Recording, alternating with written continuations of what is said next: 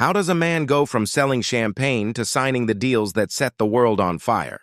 The story of Joachim von Ribbentrop is one of the most bizarre and unsettling transformations in modern history, a tale of ambition so relentless it bulldozed every barrier in its path. Ribbentrop wasn't born into greatness, nor did he possess the genius or charisma that usually marks a world shaker. Instead, he was a master of appearances, a man who believed that image could be everything, and that loyalty, no matter how blind, could open any door. But behind the polished manners and expensive suits, there was a deep, gnawing insecurity, a fear of being overlooked, and a hunger for validation that would drive him to the very heart of darkness. Tonight, we're pulling back the curtain on a figure whose name is often overshadowed by the monsters he served.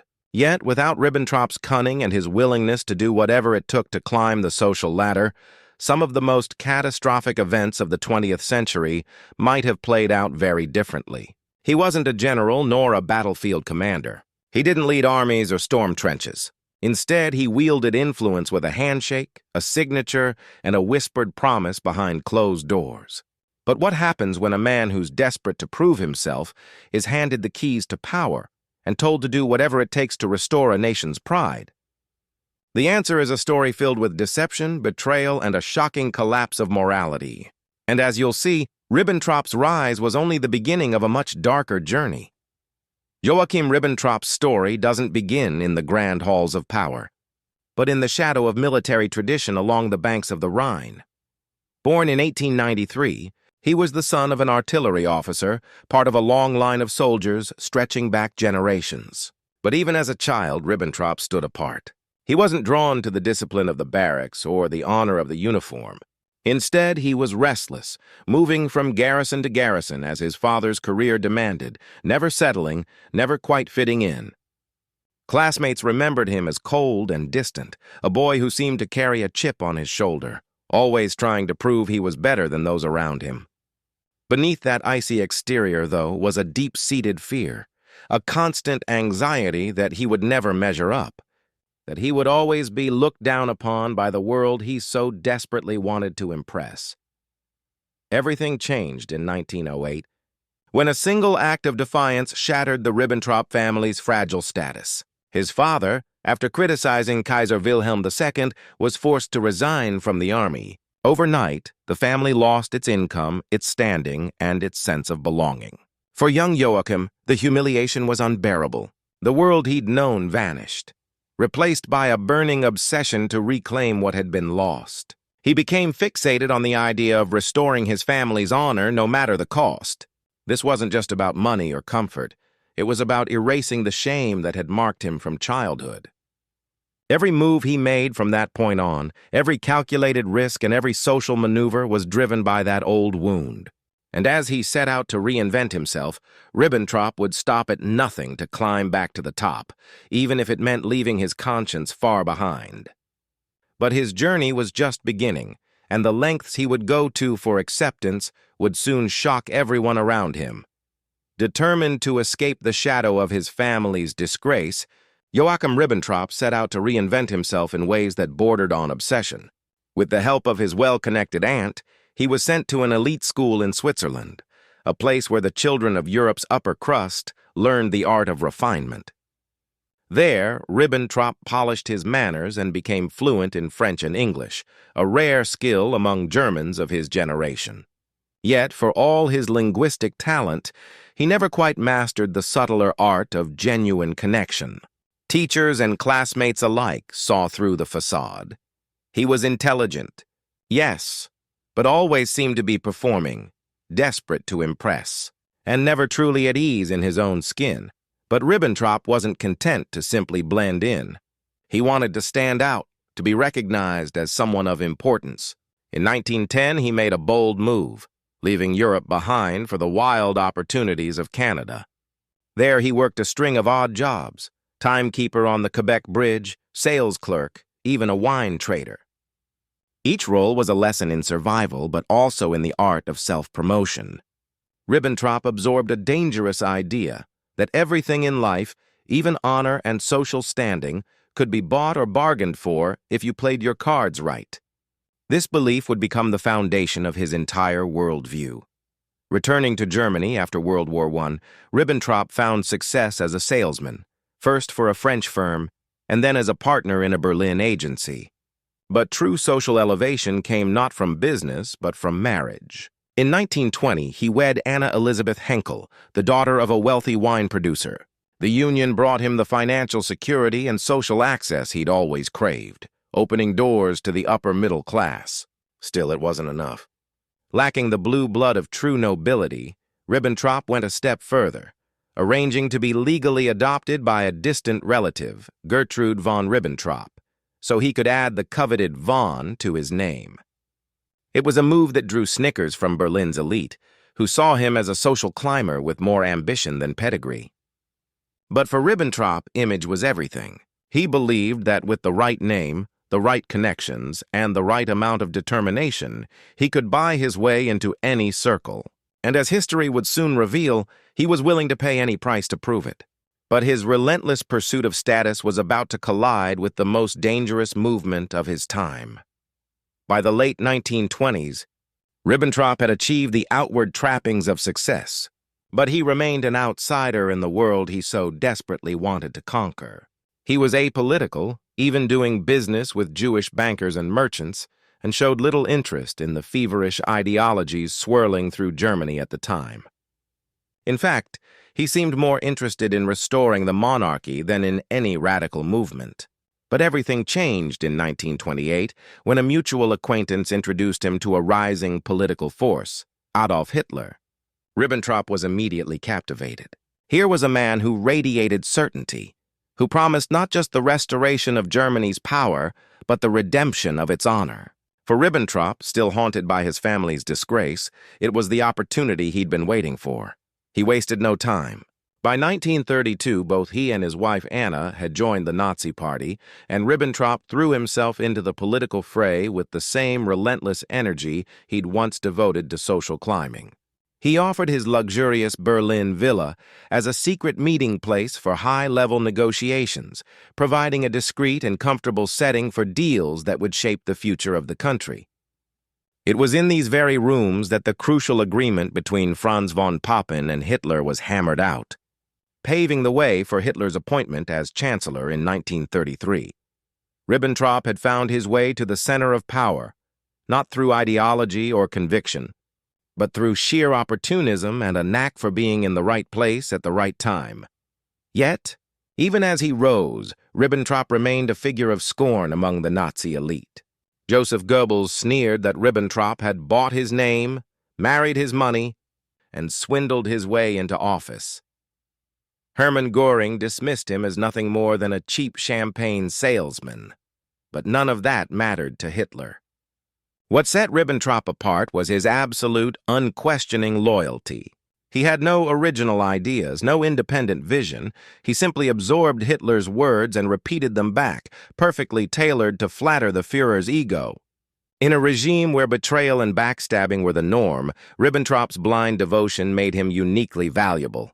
Hitler, who distrusted the old aristocratic diplomats, saw in Ribbentrop a man he could mold and control, a loyal servant who would never challenge his authority. This loyalty would become both Ribbentrop's greatest asset and his ultimate downfall. As he edged closer to the heart of the Nazi machine, he left behind any pretense of independence, becoming a mouthpiece for Hitler's most radical ambitions. But the higher he climbed, the more dangerous the game became. And soon, Ribbentrop would find himself at the center of decisions that would change the course of history and seal his own fate.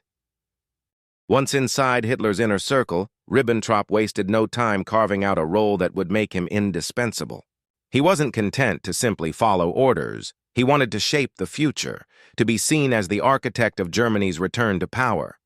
With Hitler's backing, Ribbentrop created his own Foreign Policy Bureau, a shadow organization that operated outside the traditional Foreign Office. Staffed with hundreds of loyalists, this bureau became a hub for secret deals, intelligence gathering, and back-channel negotiations. Ribbentrop's approach was bold, sometimes reckless, but it produced results that stunned even his critics. One of his earliest triumphs came in 1935. when he negotiated the Anglo-German naval agreement. Against all odds, he convinced the British to allow Germany to rebuild its navy, a move that shocked the world and delighted Hitler, who called it the happiest day of my life. Ribbentrop's willingness to issue ultimatums and bypass diplomatic niceties paid off, at least in the short term. He followed this with the Anti-Comintern Pact, forging an alliance with Japan against the Soviet Union. These deals gave the Nazi regime a veneer of legitimacy and suggested that Germany could outmaneuver its enemies through cunning, rather than brute force. But Ribbentrop's confidence quickly turned to arrogance, and his diplomatic style became infamous for its blunders. In 1936, Hitler sent him to London as ambassador, hoping Ribbentrop's polished manners and fluent English would win over the British elite. Instead, he became a laughingstock. Ribbentrop's rigid, pompous behavior alienated everyone he met. He misread British culture entirely, believing that a handful of aristocrats controlled foreign policy and that a personal charm offensive would be enough to sway the nation. The British press mocked him mercilessly, dubbing him the Wandering Aryan for his constant trips back to Berlin. His most notorious gaffe came when he greeted King George VI with a Nazi salute, leaving the royal court in stunned silence and damaging Germany's image beyond repair. Despite these failures, Ribbentrop continued to report back to Hitler that Britain was eager for an alliance, feeding the Führer's delusions and deepening his own influence. He ignored the cold receptions and diplomatic snubs, convinced that his personal connections would eventually pay off. But behind the scenes, resentment toward Ribbentrop was growing, not just among the British, but within the Nazi hierarchy itself. His rivals saw him as a dangerous liability, a man whose ambition outstripped his abilities. Yet, for a time, Ribbentrop's bold gambles kept him at the center of the action, driving Germany's foreign policy into ever riskier territory. But the stakes were about to rise, and the consequences of his miscalculations would soon become impossible to ignore. With his reputation as Hitler's most loyal diplomat firmly established, Ribbentrop was handed the keys to Germany's foreign policy at a moment when the world teetered on the edge of disaster. In 1938, he was appointed foreign minister, a role that gave him unprecedented power, and he wasted no time using it to push the regime's most aggressive ambitions. Ribbentrop's strategy was simple: manipulate, deceive, and pressure until every obstacle crumbled. He played a central role in the annexation of Austria, presenting the Austrian chancellor with non-negotiable demands and then denying any knowledge of the military threat that loomed behind the scenes. When it came to Czechoslovakia, Ribbentrop's tactics grew even more ruthless.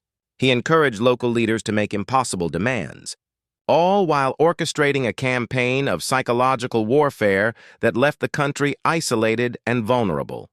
But Ribbentrop's true talent lay in his ability to twist reality, not just for foreign leaders, but for Hitler himself. He became the regime's chief manipulator, feeding Hitler a steady stream of reports that painted Britain and France as weak, indecisive, and unwilling to fight. He translated pro-appeasement articles, cherry-picked intelligence, and assured the Führer that the Western powers would never risk war over Poland. This relentless campaign of misinformation convinced Hitler that the path was clear for German expansion, and Ribbentrop was more than willing to provide the diplomatic cover for every step. The most infamous moment of Ribbentrop's career came in August 1939, when he flew to Moscow to sign the Non-Aggression Pact with the Soviet Union. This shocking agreement, which included secret protocols to carve up Eastern Europe, stunned the world and set the stage for the invasion of Poland. Ribbentrop toasted Stalin, celebrating a partnership that would soon plunge the continent into chaos. He returned to Berlin triumphant, convinced he had outsmarted the world. But the reality was far more dangerous than he realized. When German troops stormed into Poland, Ribbentrop tried to shift the blame, claiming that Britain was responsible for the conflict. Yet as the war erupted, it became clear that his web of lies and ruthless deals had unleashed forces he could no longer control. Ribbentrop's manipulations had set the world on fire, but the flames were spreading faster than even he could have imagined. And as the war escalated, The very skills that had brought him to power would begin to turn against him, leaving him increasingly isolated in a world he had helped destroy. As the war raged on, the very qualities that had once made Ribbentrop indispensable began to seal his fate.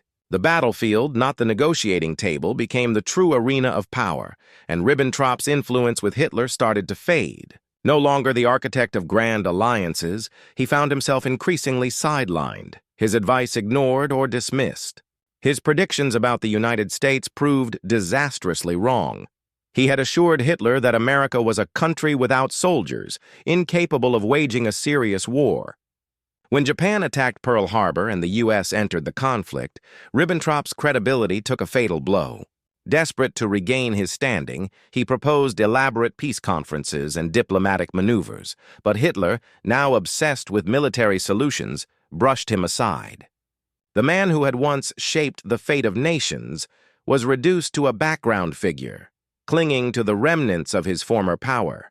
But Ribbentrop's legacy would be defined by far more than failed diplomacy. As foreign minister, he became deeply complicit in the regime's most horrific crimes. While some historians debate the depth of his personal anti-Semitism, there is no question about his actions. Ribbentrop's foreign office became a key instrument in the machinery of the Holocaust. He ordered German diplomats across Europe to expedite the deportation of Jews to death camps, using diplomatic pressure to force Allied and occupied governments to comply. In Hungary alone, his efforts led to the deportation and deaths of hundreds of thousands. Even as the war turned against Germany, Ribbentrop showed no sign of remorse, insisting that he was merely following orders and that the true responsibility lay elsewhere. His complicity extended beyond the Holocaust. Ribbentrop's office encouraged brutal reprisals against resistance movements in occupied territories and supported harsh measures against Allied airmen. He justified these actions as preventive interventions, cloaking atrocity in the language of necessity. As the Nazi regime began to collapse, Ribbentrop's desperation grew. He tried to broker last-minute deals, even offering himself as a pawn in peace negotiations with the Soviets, an offer Hitler rejected with contempt. Isolated and increasingly irrelevant, Ribbentrop clung to his title and his illusions, refusing to see the ruin he had helped create. But the world was closing in, and the reckoning he had long evaded was now inevitable. As the Third Reich crumbled, Ribbentrop's world shrank to a handful of desperate, humiliating acts. The man who once dined with kings and plotted the fate of nations now found himself shunned by the very regime he had served so blindly. In April 1945, as Soviet forces closed in on Berlin, Ribbentrop made one last attempt to secure a place in history, or at least to save himself. He attended Hitler's final birthday celebration, hoping for a private audience, but was coldly rebuffed. The Führer, preparing his last political testament, didn't even mention Ribbentrop's name, instead appointing a new foreign minister without a word of thanks or farewell. For a man whose entire life had been built on loyalty and image, this final rejection was a crushing blow. With the regime collapsing around him, Ribbentrop fled Berlin, adopting a false identity and going into hiding. But there was no escape. In June 1945, British soldiers captured him in Hamburg, finding him with a rambling letter addressed to Winston Churchill and Anthony Eden, still blaming the Allies for Germany's downfall, still refusing to accept responsibility. At Nuremberg, Ribbentrop was among the first to stand trial for crimes against peace, war crimes, and crimes against humanity. The evidence was overwhelming.